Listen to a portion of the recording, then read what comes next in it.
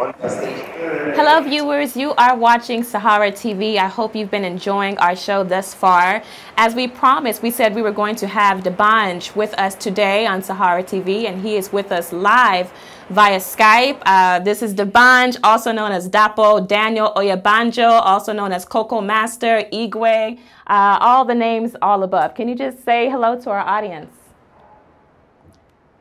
I'm Dabanj. Oskiban, like my Jamaican friends call me Capella, like my South Africans call me Mensa, like my Ghanaians call me Frike in Liberia.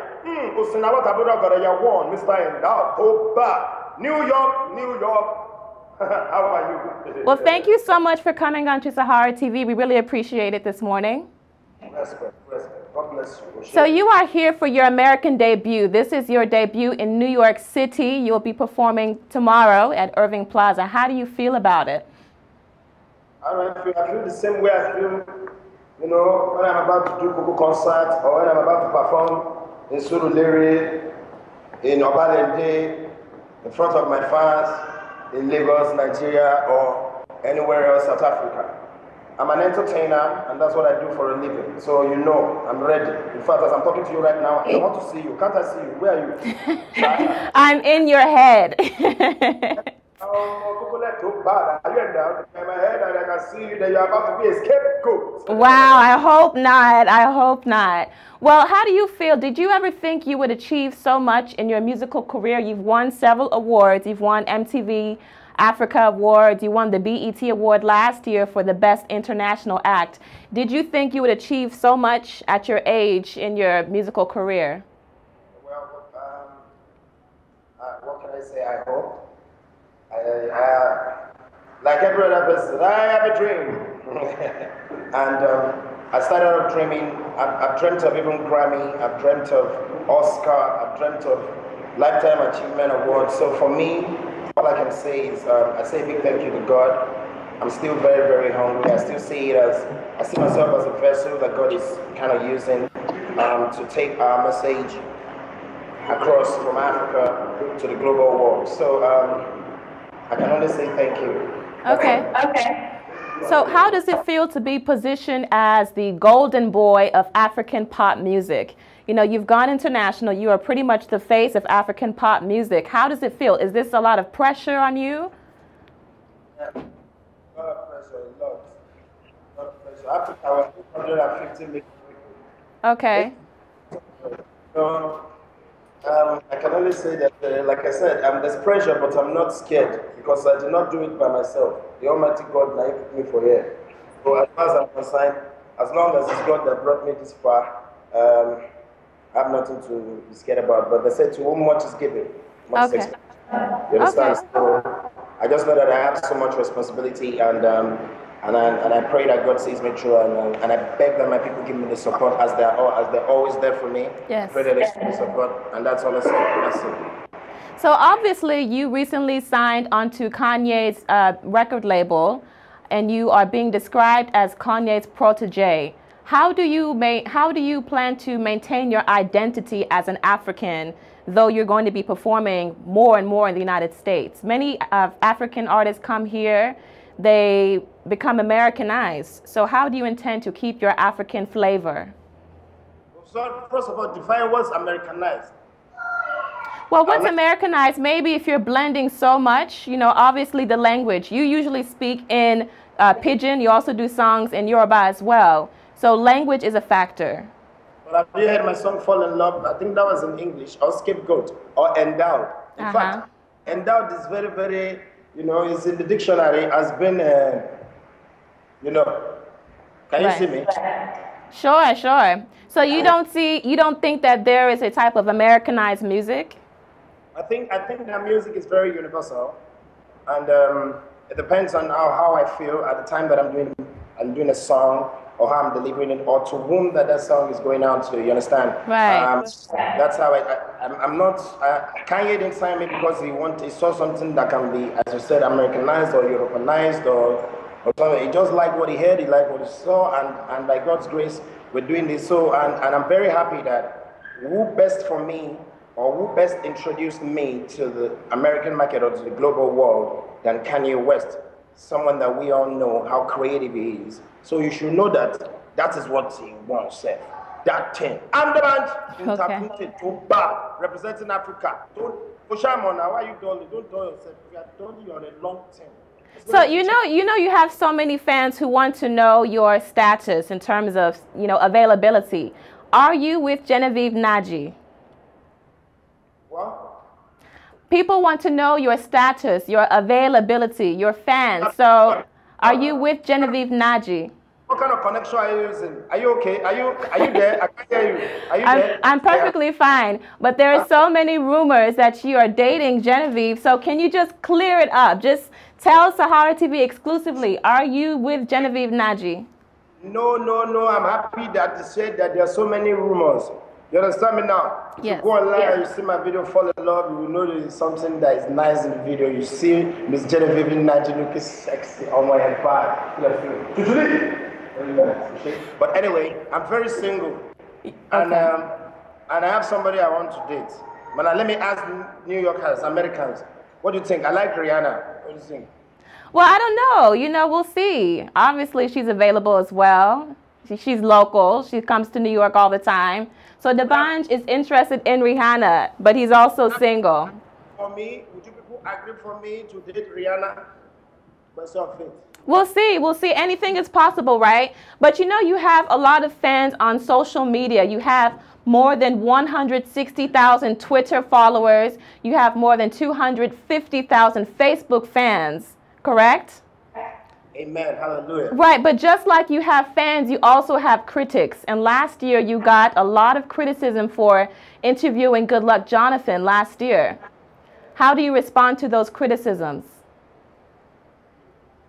It depends on how you're asking the question. Last year, this year, if you're saying interview, what we are having now is interview, right? Right. Because you asked me a question, right? Correct. Good. Did you watch what I did last year? Sure, I did. But the thing is, a lot of people were saying that you collected money from the president, to keep quiet, to do the interview, to help you with your tour and your concert. You are confusing yourself, or you are confusing. When you say, a lot of people say you collected money, first of all, let me clear that. That was not an interview. It was a request, personally. Okay. Reason why I did that, as you all know, I did a song long time. I did a song for him, and I wanted to know why, because I know that I have loads of fans that would ask me. So if you watch what you're calling an interview, you will see what I said. I said, I would like to know your plans for the youths. And he answered me. So you should watch the interview, or as you say, documentary. So many people have said so many things about it. The reason why I did that was to justify my reason for voting for him, if you understand what I mean. Sure. So in terms of money, I think people can say anything, you understand? But we all know that it cannot even give me money. It's not okay for that kind of thing. Did you collect money? No, so the question is, did you collect money? Have you ever collected money from the president? No, the president has not given me any money before. Wow. I have not collected any money from the president. Because if you understand what we're trying to do, you will understand that we're trying to bring Africa, change Nigerian image to the global world. I'm not a politician, you understand me? And I do not do politics. But I am the face of a lot of people, and I understand I have loads of fans around the world. So if my fans right now say to me, or if I get a request and say, yo, I want you to support me. And I say, you want me to support you? So no problem, I want to support you. But in order for me to support you, I would like to ask you one question. What are your plans for the youths? That was the only question I asked him. I said, sir, I'm the band. My name is this. I introduced myself and I said, I want to ask you, I represent the loads of youths. What are your plans for the youths? I remember vividly. One question. That was all I asked. Well, obviously, in January, thousands of youths of Nigeria came out on the streets to protest the removal of fuel subsidy. What did you have to say about the removal of fuel subsidy on New Year's Day in Nigeria? First of all, for that one, you're asking two different questions. But since you have just said it, let's give 1 minute of silence for the lives that were lost at the fuel subsidy occupying Nigeria. 1 minute of silence.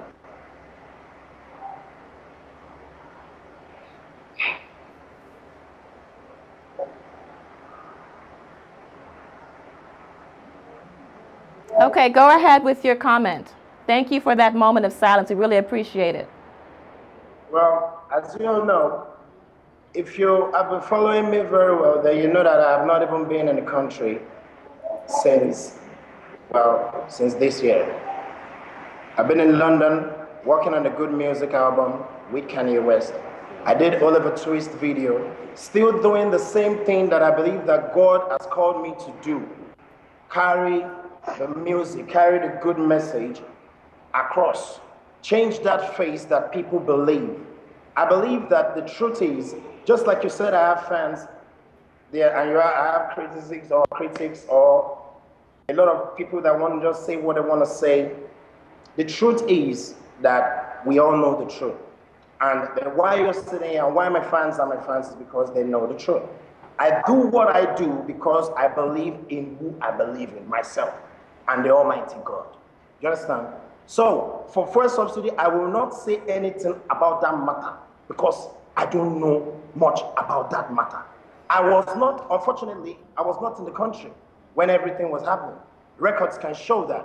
My video is coming out, Oliver Twist, and I did that video during that whole stuff. By God's grace, right into the new year, Oliver Twist, the song was played at the London Isle. 250,000 people. Okay, well, D'banj, you're saying that you were not in the country, which I understand. You're saying you were in London. I was also not in the country, yet I know what happened and what is still happening in terms of fuel subsidy removal in Nigeria.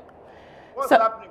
So basically, they've moved it down to 65 naira. So my question is, do you think Nigerians can afford to pay increased taxes on gas in Nigeria? And why not support them? Why do you want to keep quiet on the issue? See, I don't understand what you're saying.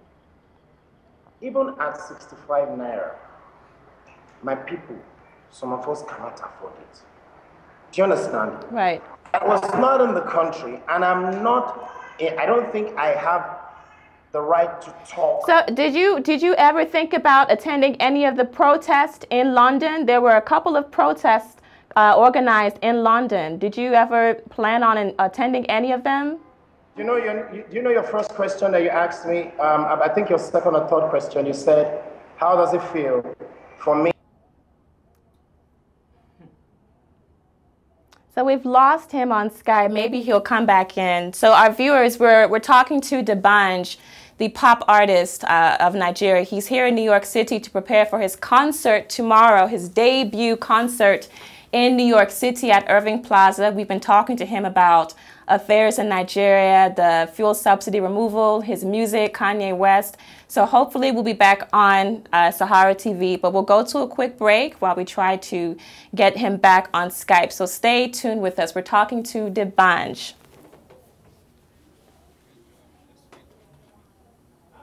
It's ringing. He's calling back. Okay, he's calling back. So let's try to get him back on Skype.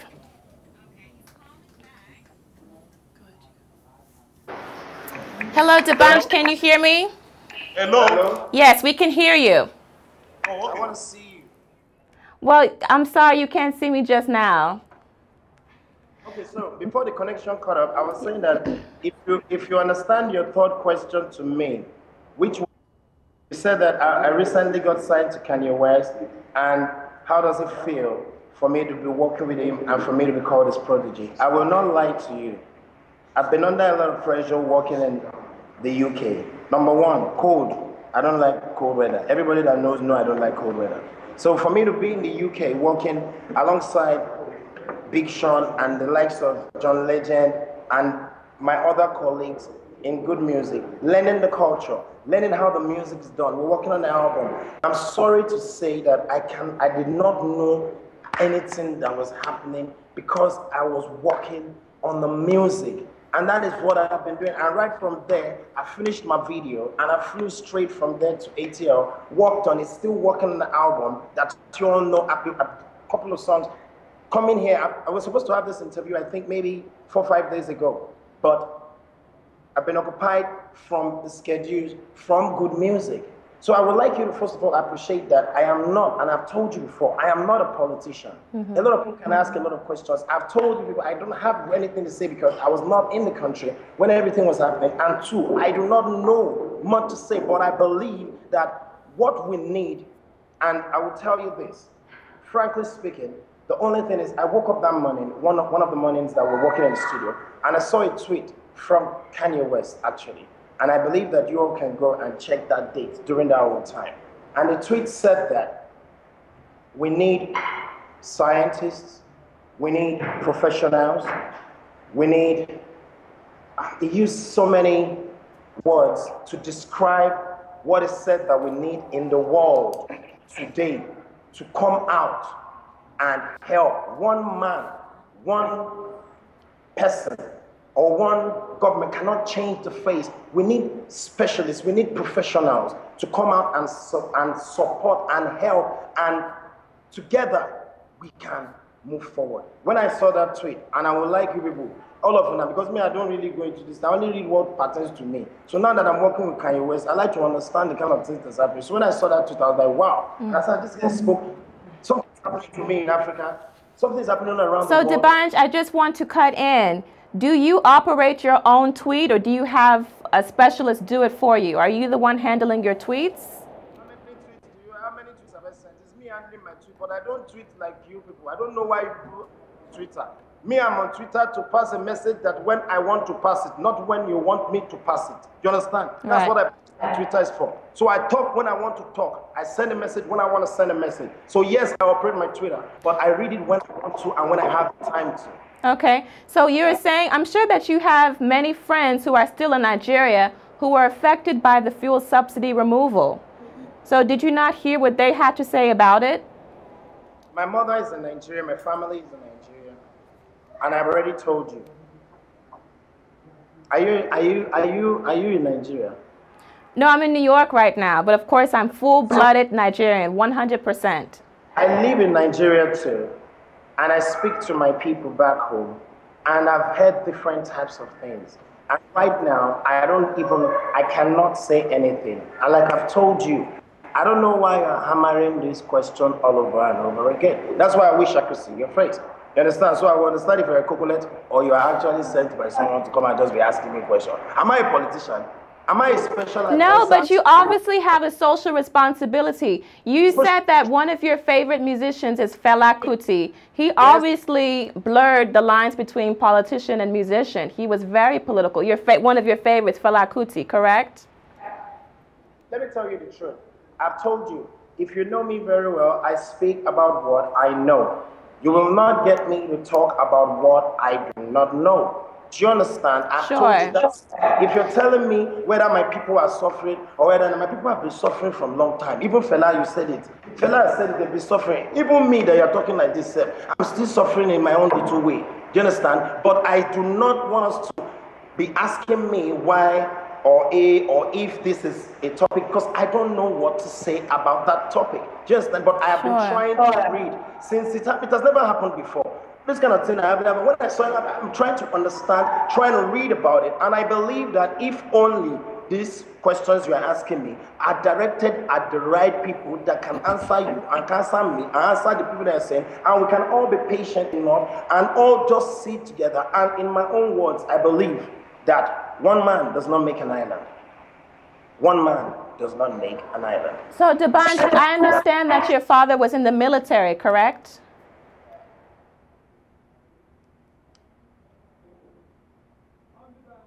Okay.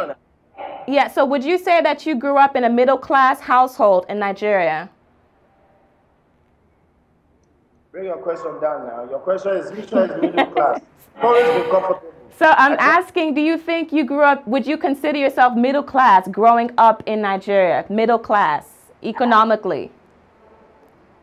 Middle class, yes. Yeah, right. Because my question now is, I'm sure you know about the poverty in Nigeria. It's actually increasing. Why so? What are your thoughts on the increase, the rise of poverty in Nigeria? I mean, in 2010, 61% living in extreme poverty. 2011, 71%. What are your thoughts on that? You see, your political questions are too much. If my publicist has told me that this is a political interview, I could have laughed. But I can call my economist to come and tell you about all those your questions they're asking me now. But well, do you think you can relate with the poor people in Nigeria? Can you relate with those people? Now listen, please. Let me tell you this. All I will tell you that the reason why you're talking to me right now, Nigeria as a whole, Africa, for me, Nigeria, where I come from, my field, music, entertainment, I would say is the only export that we have and that we have been nurturing. So if you speak for my field and you speak, because Nigeria is a big country, Africa is a big continent, and so is the world. But my field, entertainment, has increased. In fact, you know what I'm saying? In the last 5 years, that the economy itself, if we focus on my field, entertainment, will reduce whatever economy percentage you are saying. Because my field don't need degree. My field don't need too many things for you to come and do. And I've seen a lot of people come from that ground zero or below that zero. I grew up, you say middle class. Wandeko, I don't think it's middle class. So, but today Wandeko is where? And so many other people like that. So let us focus on what we have. Why are you hammering on the negativity? No, it's not negative. I think people just genuinely want to hear your voice on these issues. But you know, another question I have for you, in your role as an entertainer, you have embraced the title to be the United Nations Ambassador for Peace, for Youth Peace or something, right? The Youth Ambassador for Peace in Nigeria. I really wish I could see your face because the word you use, you have, what did you say? The United Nations Youth Ambassador for Peace, correct? Rephrase your question, please. And please ask your question politely. Sure. So I just want to ask, what are you doing in that role as Nigeria's first United Nations Youth Ambassador for Peace? Do you know when they gave me that appointment? Go ahead and explain. We'd like to hear. No. You are asked that question. You should have done your research. When they gave me that appointment, since when they gave me that appointment? Well, you obviously have a foundation. So how do the two go hand in hand? You have a youth foundation. How do they go hand in hand?